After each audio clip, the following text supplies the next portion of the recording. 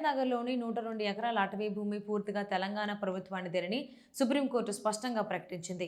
Hayath Nagar Gurramguda forest block survey number 201/1లో ఉన్న 102 ఎకరాల భూమికి సంబంధించి సుదీర్ఘకాలంగా కొనసాగుతున్న వివాదంపై సర్వోన్నత న్యాయస్థానం కీలక తీర్పును వెలువడించింది.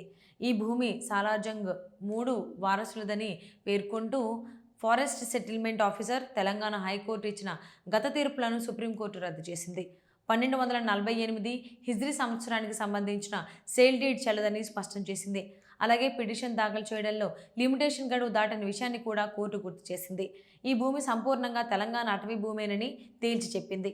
ఈ మేరకు 8 వారాల్లో 102 ఎకరాల భూమిని రిజర్వ్ ఫారెస్ట్గా నోటిఫై చేయాలని రాష్ట్ర ప్రభుత్వ ప్రధాన కార్యదర్శికి సుప్రీంకోర్టు ఆదేశాలు జారీ చేసింది. జారీ చేసే నోటిఫికేషన్ ప్రతులను సుప్రీంకోర్టు రిజిస్ట్రీకి పంపాలని కూడా స్పష్టం చేసింది. Justice Pankaj Mittal, justice SVN Bhatti ధర్మాసనం ఈ తీర్పును వెలువరించింది.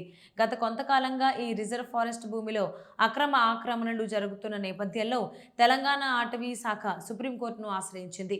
అటవీ శాఖ తరపున వినిపించిన వాదనలను సమర్థించిన సుప్రీంకోర్టు రిజర్వ్ ఫారెస్ట్ భూములు జాతీయ సంపద అని వ్యాఖ్యానించింది.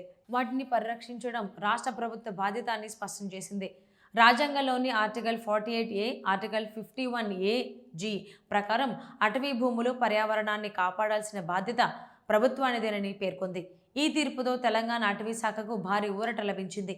రిజర్వ్ ఫారెస్ట్ భూములను అక్రమ ఆక్రమణలు, చట్టవిరుద్ధ హక్కుల నుంచి రక్షించడంలో అటవీ శాఖకు మరింత బలం చేకూరింది. అటవీ సంరక్షణ, పర్యావరణ సమతుల్యత, సుస్థిర అభివృద్ధి పట్ల తెలంగాణ ప్రభుత్వం చూపుతున్న నిబద్ధతకు ఈ తీర్పు బలమైన మద్దతుగా నిలిచింది.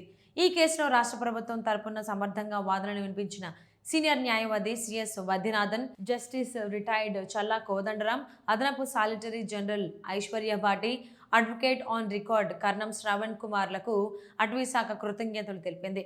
అలాగే జిల్లా అటవీ అధికారులు, డివిజనల్ అటవీ అధికారులు, రేంజ్ అధికారులు, క్షేత్రస్థాయి సిబ్బంది అనేక సంవత్సరాలుగా చేసిన నిరంతర కృషి వల్లే ఈ కీలక విజయం సాధ్యమైందని అటవీ శాఖ పేర్కొంది.